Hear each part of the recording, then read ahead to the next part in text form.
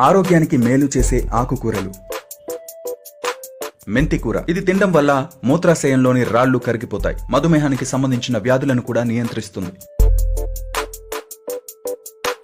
తోటకూర. తోటకూర తినడం వల్ల రక్తం పెరుగుదలకు ఉపయోగపడుతుంది. ఇది జీర్ణశక్తిని పెంచుతుంది. అంతేకాకుండా మంచి విరోచనకారి కూడా. పాలకూర. పాలకూర తినడం వలన కంటి సమస్యలు తగ్గుతాయి. ఇందులో లభించే ఫ్లేవనాయిడ్స్ వయసుతో పాటు వచ్చే మతిమరుపును దూరం చేస్తాయి. పుదీనా.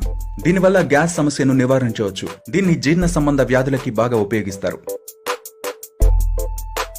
చామకూర. ఇది తింటే కిడ్నీ మూల వ్యాధులను అరికడుతుంది.